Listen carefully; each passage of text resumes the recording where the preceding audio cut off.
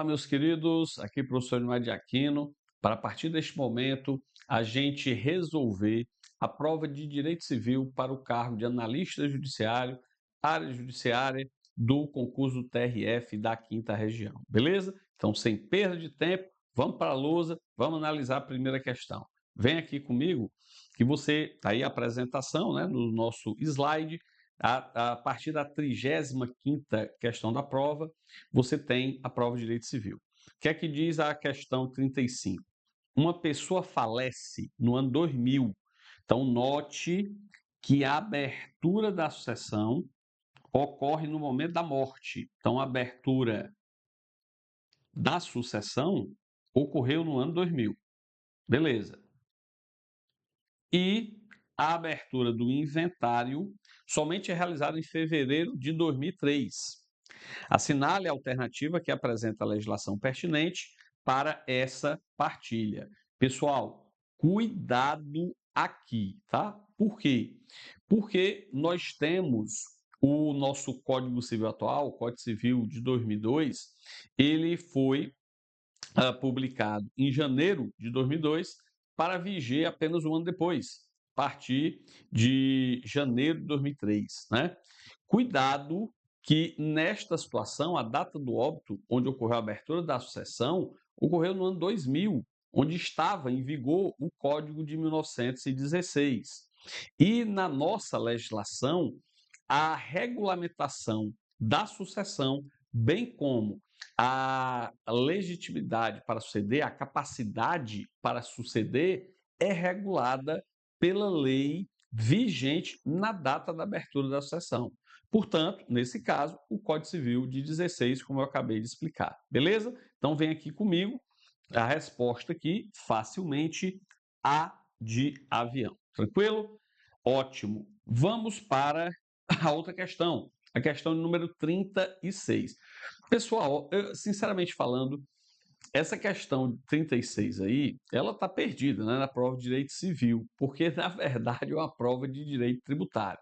Acho que o examinador se confundiu, porque como ela tratava no enunciado de decadência, prazo decadencial, ele se confundiu. Mas também, como a gente estuda direito tributário e está aí no meio das outras, eu trouxe para a gente resolver, tá? Vamos dar a nossa pincelada aqui também sobre isso, já que eu sou sempre um estudioso nas matérias de direito e gosto de estudar, sim, também direito tributário, acho um ramo muito interessante. Então, vem aqui comigo. Claro, vocês sabem que em relação a esses prazos, né, decadenciais do direito tributário, principalmente face da fazenda pública, e nesse caso o prazo é quinquenal, né? São 5 anos, tá? E com base nisso, vem aqui comigo, por favor. Olha o que é que diz a questão 36. Um sujeito passivo apresentou a declaração do imposto de renda de pessoas físicas, né? No dia 31 de maio de 2024. Ora, pessoal, preste atenção então que se ele apresentou a declaração no dia 31 de maio de 2024, isso faz 31, ó, de maio, tá? De 2024. Obviamente que essa declaração diz respeito ao ano calendário 2023.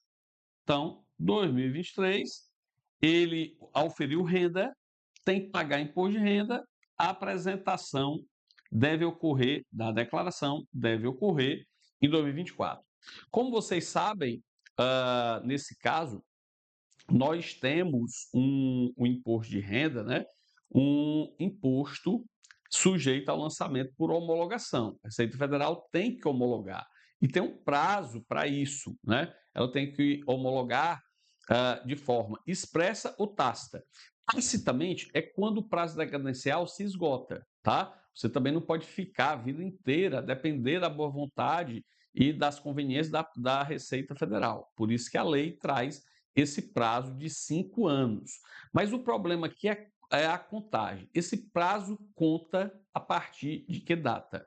Preste atenção que na própria legislação tributária, o CTN, olha para cá, deixa eu colocar aqui esse esqueminha para você, preste atenção que partir com a declaração, ela foi apresentada em 31 de maio de 2024, ela deveria normalmente ser homologada até o final do exercício, ó, até o dia 31 de dezembro de 2024.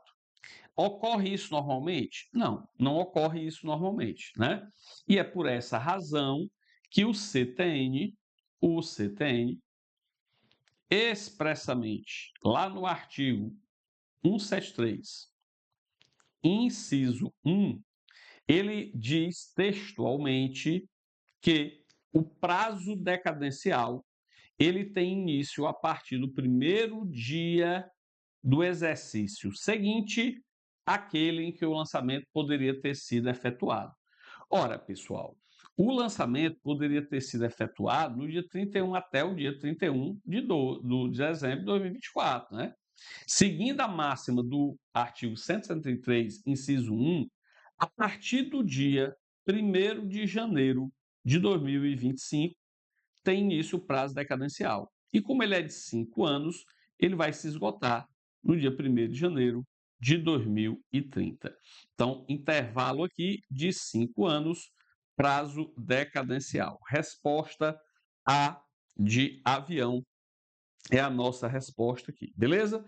Então, repito, um estranho no ninho aí, eu acho que o nosso examinador, o meu mosca, porque colocou aí dentro da prova de direito civil, acho que analisou prazo decadencial, pensou que era direito civil, já colocou lá. Mas dá para a gente entender completamente a resolução. Vamos para a próxima. Vem aqui para a questão 37.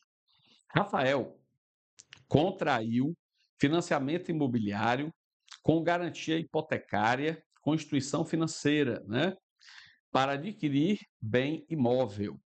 Diante disso, presta atenção aqui, ó, que o Rafael, ele contraiu um financiamento junto, por exemplo, à instituição financeira e deu de garantia, através de uma hipoteca, o seu bem imóvel, né? O seu próprio bem imóvel que ele estava adquirindo, beleza? Então, note que diante disso, ele pede para você marcar a assertiva correta. Pessoal, eu vou trazer vocês aqui para esse esquema para dizer, para mostrar a vocês as partes de uma hipoteca. E a partir disso, você vai perceber claramente qual é o objetivo aqui da questão. Partes de uma hipoteca. A hipoteca, ela tem duas partes. Primeira é o credor hipotecário, tá? Credor hipotecário. Beleza. E segundo é o devedor hipotecário. Devedor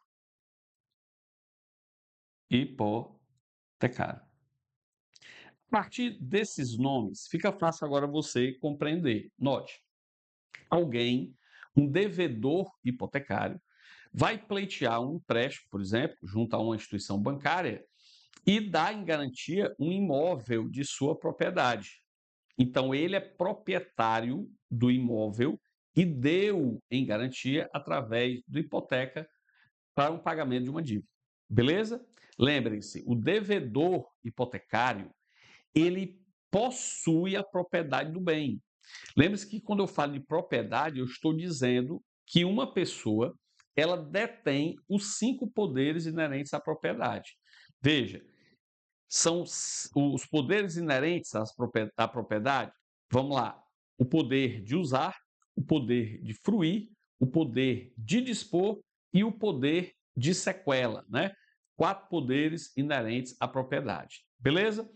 Quero que você note que o devedor hipotecário, ele tem o direito de usar, ele tem o direito de fruir e ele tem o direito de dispor.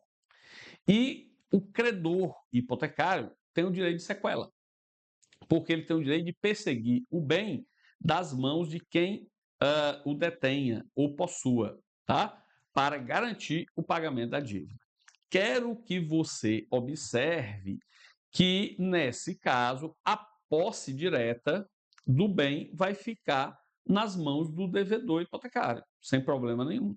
Tranquilo? Então, não esqueçam vocês que as partes da hipoteca delimitam quem vai ficar com a propriedade, a posse direta, e quem vai ter o direito, o poder de sequela. À luz disso, agora vamos analisar as assertivas. Eu vou te colocar aqui na tela, vem aqui para a questão. Olha aí o que é que está dizendo o item A. O Rafael, perceba que o Rafael, como ele concedeu a hipoteca, né, do imóvel, ele é o devedor hipotecário.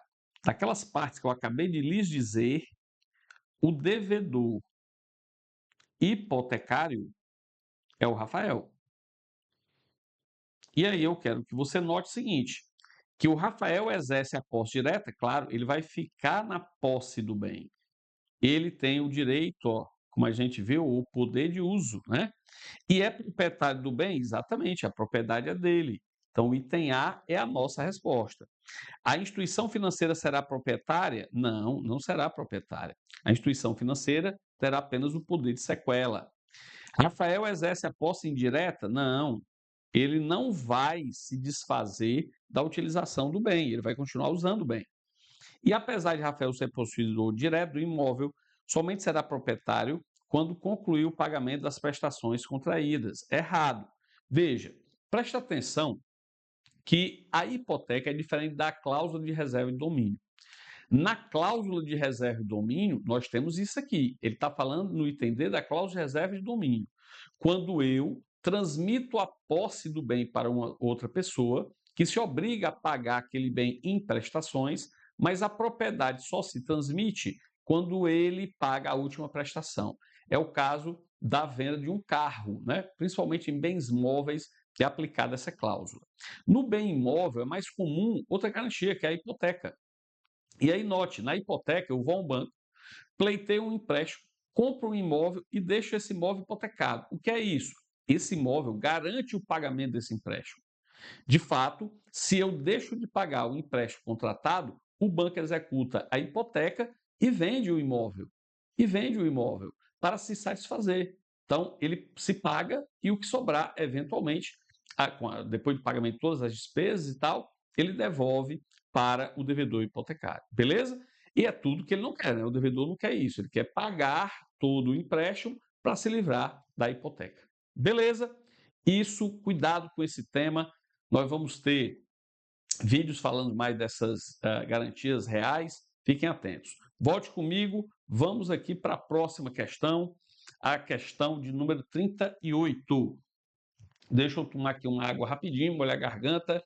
Essa questão de número 38 diz assim: um menor de 15 anos contrai empréstimo com idoso a ser pago em parcelas mensais e consecutivas e deixa de adimplir com o pactuado. O contrato celebrado entre as partes será convalidado quando o menor completar 18 anos. Assertiva errada. Pessoal, veja, o menor tem 15 anos de idade, tá? 15 anos de idade.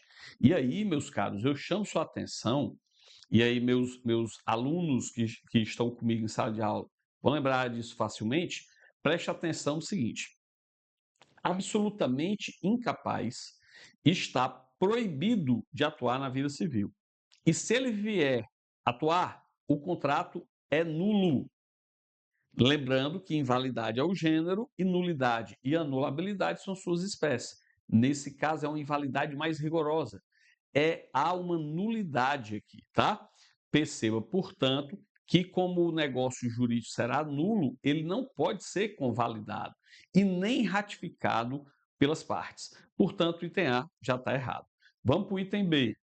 É inválido por ter sido celebrado com menor. Veja, é inválido nesse caso porque se é menor, ele trouxe o gênero, inválido. Na verdade, o contrato é nulo, né? Porque o menor é absolutamente incapaz, tá? Mas mesmo que fosse uma pessoa de 16 anos, né? Se ele atuar sem a assistência do responsável, seria inválido, mas aí haveria uma anulabilidade. Mas, de todo modo, a questão aqui trouxe o gênero invalidade, é a resposta correta, porque o contrato é nulo, pois formalizado por um absolutamente incapaz, que está proibido de atuar na vida civil, repito, tá?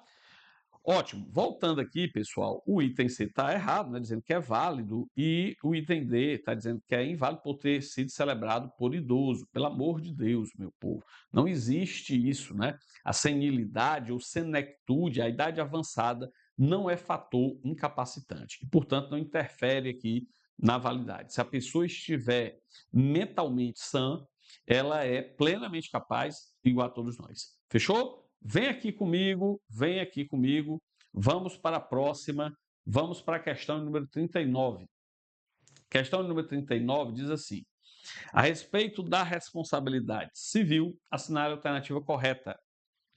Item A, o Código Civil de 2002 não admite modalidade de responsabilidade civil objetiva, assertiva errada.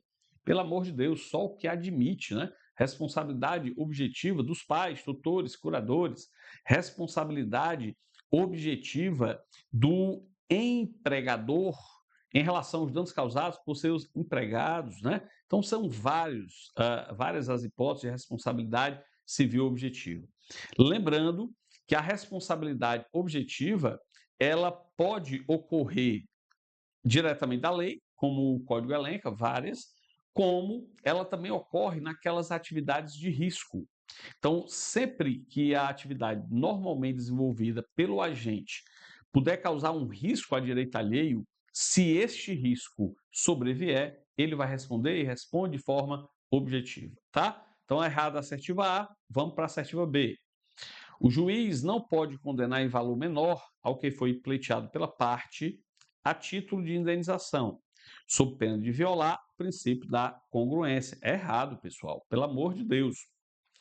O que viola o princípio da congruência, também chamado de distinção, é a condenação infrapetita. Então, veja que a sentença infrapetita ocorre quando o juiz ele concede algo menos do que foi pleiteado, mas não em relação ao seu valor. Quando ele deixa, por exemplo, de analisar um dos pedidos formulados, ou quando ele indefere o teu pedido por não analisar todos os fundamentos que você apresentou. Esta é a sentença infrapetita. Mas é óbvio que o juiz ele pode analisar o caso concreto e entender que você cobrou um valor bem maior do que o devido. E, obviamente, vai diminuir o valor da condenação. Isso não é uma condenação indevida, não é um julgamento infrapetita, beleza? Então, tudo certo, ele pode fazer isso, lembrando, inclusive, que em relação a várias situações, como é o caso do incapaz, ele pode julgar por equidade. Ele pode aplicar o posicionamento dele pessoal de justiça, colocando um valor adequado que ele considera justo, não aquele pedido pelo autor. Fechou? Vem aqui comigo, vamos para o item C, que diz o seguinte: de acordo com o Código Civil, a responsabilidade civil contratual é subjetiva, enquanto que a extracontratual é objetiva. Pessoal, assertiva aqui é errada, meu povo. Perceba, em relação à responsabilidade civil extracontratual, também chamada de aquiliana, a regra realmente é a responsabilidade civil subjetiva. Essa é a regra do nosso sistema jurídico. Sempre vai ocorrer responsabilidade civil subjetiva e, portanto, haverá análise da culpa do agente quando a obrigação for, por exemplo, de meio, não for de resultado. É o caso, por exemplo, da obrigação do médico, do advogado, são obrigações de meio. O médico não garante salvar a vida do paciente, mas ele garante enveredar todos os esforços e aplicar todos os seus conhecimentos para salvar a vida do paciente. Obviamente, se ocorrer uma circunstância excepcional, ali a sua vontade, ele por nada vai responder. Mas se ele tiver ingerência naquele resultado negativo, ele responde. Se o paciente morreu porque ele esqueceu uma gaze, uma tesoura dentro do paciente, né? um alfinete, sei lá, uma agulha, quer que seja, e o paciente pegou infecção, obviamente que ele teve culpa e vai responder, a responsabilidade nesse caso é subjetiva. Objetiva é a exceção, mas ela existe na responsabilidade extracontratual também, tá? Cuidado, porque na posição majoritária, na doutrina e na jurisprudência, essa mesma dicotomia ocorre na responsabilidade contratual, tá? A regra subjetiva, excepcionalmente objetiva. Vem aqui comigo, vamos para a assertiva D. A responsabilidade civil do curador pelo curatelado independe da demonstração de culpa, correto? Como a gente viu, existem responsabilidades civis objetivas, que independem de culpa. E uma clássica é a responsabilidade civil objetiva dos pais, tutores e curadores pelos danos causados por seus filhos, tutelados e curatelados. Beleza? Com isso, meu povo, terminamos mais uma análise aí de prova de concurso. Se você chegou, meu querido aluno, minha querida aluna, até aqui, deixa teu like, compartilha com teus amigos, fiquem sempre atentos. Se inscreve no canal, coloca aí o sininho para sempre receber nossos vídeos, porque tem muita novidade boa por aí. Forte abraço em todos, fiquem com Deus, até a próxima.